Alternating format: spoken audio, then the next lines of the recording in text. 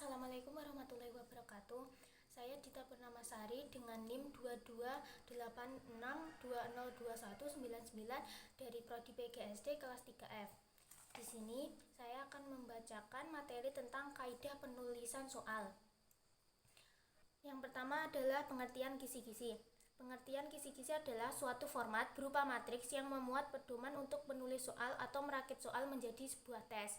Selanjutnya ada fungsi kisi-kisi. Fungsi kisi-kisi sebagai pedoman dalam penulisan soal dan atau dalam melakukan perakitan soal. Adapun syaratnya. Syarat kisi-kisi yang pertama adalah mewakili isi kurikulum atau kemampuan yang akan diujikan. Selanjutnya yang kedua adalah komponennya rinci, jelas, dan mudah dipahami. Yang terakhir, soal-soalnya dapat dibuat sesuai dengan indikator dan bentuk soal yang ditetapkan. Adapun komponen kisi-kisi terdiri dari dua, yakni kelompok identitas dan yang terakhir kelompok matriks. Ada 7 dari kelompok identitas. Yang pertama jenis institusi, yang kedua program atau jurusan, yang ketiga bidang studi atau mata pelajaran, yang keempat tahun ajaran, yang kelima kurikulum yang diacu atau dipergunakan, yang keenam jumlah soal, dan yang terakhir bentuk soal. Untuk kelompok matriks ada 4, yaitu kompetensi, yang pertama, yang kedua materi yang akan diberikan atau dijadikan soal, yang ketiga indikator, dan yang terakhir nomor urut soal jika diperlukan. Selanjutnya, di sini ada langkah-langkah penyusunan kisi-kisi. Langkah-langkah penyusunan kisi-kisi. Yang pertama ada dari kompetensi dasar. Kompetensi dasar adalah kemampuan minimum yang harus dikuasai mahasiswa setelah mempelajari materi pelajaran tertentu. Kompetensi ini diambil dari kurikulum. Selanjutnya materi. Materi adalah bahan ajar yang harus dikuasai mahasiswa berdasarkan kompetensi yang akan diukur. Penentuan materi atau bahan ajar yang akan diambil disesuaikan dengan indikator yang akan disusun. Selanjutnya indikator, berisi ciri-ciri perilaku yang dapat diukur sebagai petunjuk untuk membuat soal. Dan yang terakhir soal disusun berdasarkan indikator yang dibuat. Selanjutnya adalah kriteria pemilihan materi yang esensial. Merupakan materi lanjutan pendalaman dari satu materi yang sudah dipelajari sebelumnya. Selanjutnya merupakan materi penting yang harus dikuasai oleh siswa. Ketiga, merupakan materi yang sering diperlukan untuk mempelajari bidang studi lain. Yang keempat, merupakan materi yang berkesinambungan yang terdapat pada semua jenis jenjang kelas. Maksud saya pada semua jenjang kelas. Merupakan materi yang memiliki nilai terapan dalam kehidupan sehari-hari. Selanjutnya, pengertian indikator. Pengertian indikator adalah suatu rumusan yang menggunakan kata kerja operasional yang memuat perilaku siswa, memuat materi yang akan diukur sesuai dengan uraian materi yang dipilih. Adapun syarat indikator yang baik. Terdapat 4 syarat indikator. Yang pertama, memuat ciri-ciri kompetensi dasar yang akan diukur. Yang kedua, memuat kata kerja operasional yang dapat diukur. Yang ketiga, berkaitan dengan materi atau bahan ajar yang dipilih. Dan yang terakhir, dapat dibuatkan soalnya. Contoh indikator. Contoh indikator dari condition. Lalu, dari condition disajikan sebuah teks report tentang hewan, menentukan gambaran umum teks tersebut dengan tepat. Lalu degree behavior, kesinambungan dilakukan oleh audiens.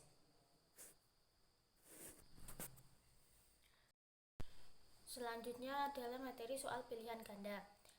Terdapat keunggulan dan keterbatasan dari soal pilihan ganda. Yang pertama adalah keunggulan. Keunggulan yang pertama adalah mengukur berbagai jenjang kognitif. Yang kedua, penskorannya mudah, cepat, objektif, dan dapat mencakup ruang lingkup bahan atau materi atau KD yang luas. Yang terakhir, bentuk ini sangat tepat untuk ujian yang pesertanya sangat banyak dan atau yang sifatnya massal. Keterbatasan. Ada 3 keterbatasan. Yang pertama, memerlukan waktu yang relatif lama untuk menulis soalnya. Yang kedua, sulit membuat pengecoh yang homogen dan berfungsi. Yang terakhir, terdapat peluang untuk menebak kunci jawaban. Adapun kaidah penulisan soal pilihan ganda. Ada 3, yaitu materi, konstruksi, dan bahasa. Kaidah penulisan soal pilihan ganda dari segi materi. Yang pertama, soal harus sesuai dengan indikator. Yang kedua, pilihan jawaban harus homogen dan logis. Yang terakhir, setiap soal harus mempunyai satu jawaban yang benar. Yang selanjutnya ada dari konstruksi. Yang pertama, pokok soal harus dirumuskan secara jelas dan tegas. Yang selanjutnya ada dari konstruksi. Yang pertama, pokok soal harus dirumuskan secara jelas dan tegas. Yang kedua, rumusan pokok soal dan pilihan jawaban harus merupakan pernyataan yang diperlukan saja. Yang ketiga, pokok soal jangan memberi petunjuk ke arah jawaban yang benar. Yang keempat, pokok soal jangan mengandung pernyataan yang bersifat negatif ganda. Yang kelima, panjang rumusan pilihan jawaban harus relatif sama. Yang keenam, pilihan jawaban jangan mengandung pernyataan seperti semua pilihan jawaban di atas salah atau semua pilihan jawaban di atas benar. Yang ketujuh, pilihan jawaban yang berbentuk angka harus disusun berdasarkan urutan besar kecilnya nilai angka tersebut. Yang kedelapan, gambar grafik, tabel, diagram, dan sejenisnya yang terdapat pada soal harus jelas dan berfungsi. Yang kedelapan, butir materi soal jangan bergantung pada jawaban soal sebelumnya. Selanjutnya adalah bahasa. Yang pertama, setiap soal harus menggunakan bahasa yang sesuai dengan kaidah bahasa Indonesia. Yang kedua, jangan menggunakan bahasa yang berlaku setempat. Yang ketiga, menggunakan bahasa yang komunikatif. Yang keempat, pilihan jawaban jangan mengulang kata atau frase yang bukan merupakan satu kesatuan pengertian. Selanjutnya adalah soal uraian. Pengertian dari soal uraian adalah soal bentuk uraian adalah suatu soal yang jawabannya menuntut siswa untuk mengingat dan mengorganisasikan gagasan-gagasan atau hal-hal yang telah dipelajarinya dengan cara mengemukakan atau mengekspresikan gagasan tersebut dalam bentuk uraian tertulis. Adapun 2 jenis soal uraian. Baik, selanjutnya adapun jenis soal uraian. Yang pertama, soal uraian objektif dan soal uraian non-objektif.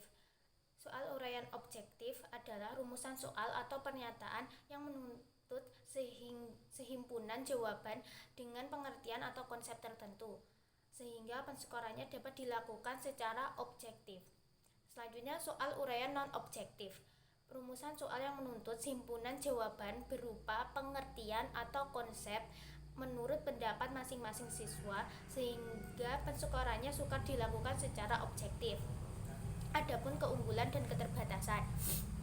Yang pertama, ada dari keunggulan.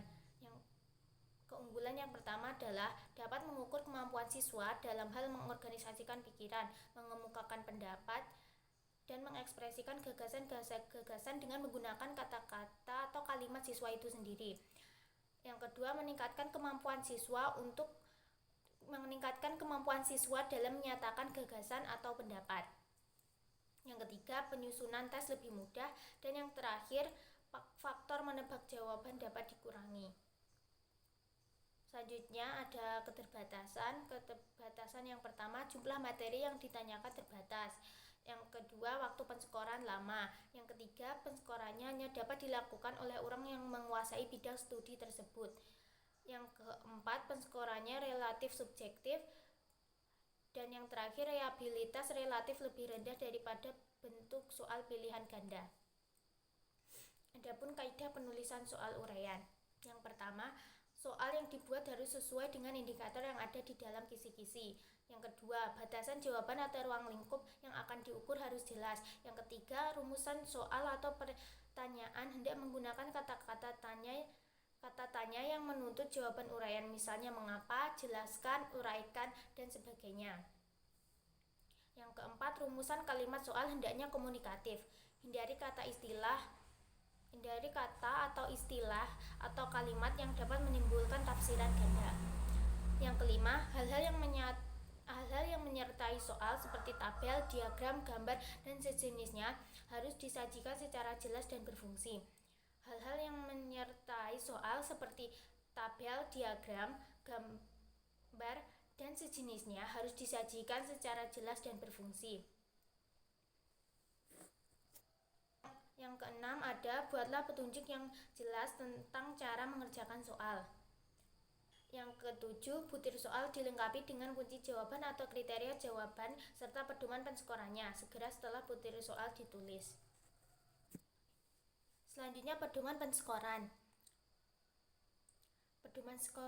Pedoman penskoran ada dua. Yang pertama, kerangka pemberian skor yang disusun penulis soal segera setelah soal ditulis sebagai arahan untuk melakukan penskoran. Yang kedua, berisi kriteria atau kemungkinan jawaban yang benar atau kata-kata kunci serta besar skor untuk setiap kunci.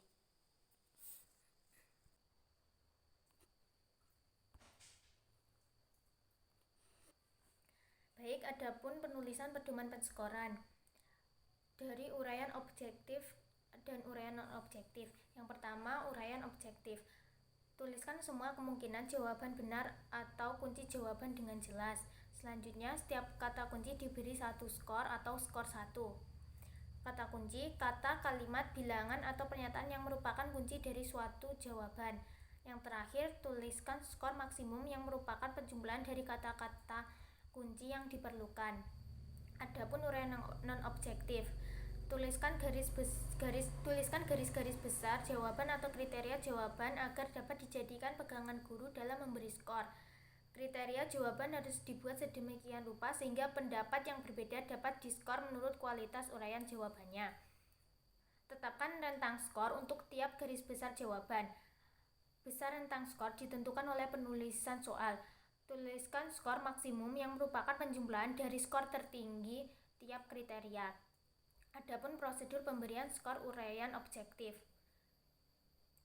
Periksalah jawaban siswa dengan cara mencocokkan dengan pedoman penskoran. Benar di skor 1, salah di skor 0. Selanjutnya, untuk tiap soal, lakukan perhitungan skor dikalikan bobot dengan rumus. Seperti rumus ini. Skor perolehan sama dengan skor mentah per skor maksimum dikali bobot. Jumlah semua skor perolehan siswa dalam perangkat tes tersebut. Jumlah ini disebut nilai akhir siswa. Selanjutnya, prosedur pemberian skor uraian non-objektif. Periksalah jawaban siswa satu demi satu untuk nomor butir soal yang sama. Tentukan mutu jawaban siswa dengan memperhatikan rentang skor pada pedoman penskoran.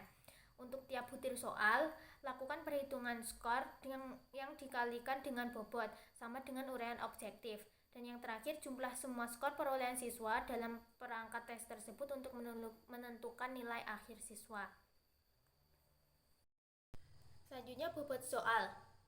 Bobot soal, angka yang ditetapkan untuk suatu butir soal dalam perbandingan dengan butir soal lainnya dalam satu perangkat tes. Penentuan bobot soal didasarkan pada tingkat kerumitan atau kompleksitas jawaban yang dituntut oleh soal. Adapun cara menghitung nilai soal seperti gambar ini. Dan yang terakhir adalah pedoman penskoran. Jawaban siswa harus berkisar atau mengacu pada hal-hal berikut. 1. Gemar melakukan kegiatan kemanusiaan. 2. Tidak membedakan manusia berdasarkan kedudukan sosial ekonominya. 3. Berani membela kebenaran dan keadilan. 4. Tidak semena-mena terhadap orang lain. 5. Mencintai sesama manusia. 6. Memiliki sikap tenggang rasa. 7. Menghormati dan mampu bekerja sama dengan bangsa-bangsa lain untuk tujuan kemanusiaan.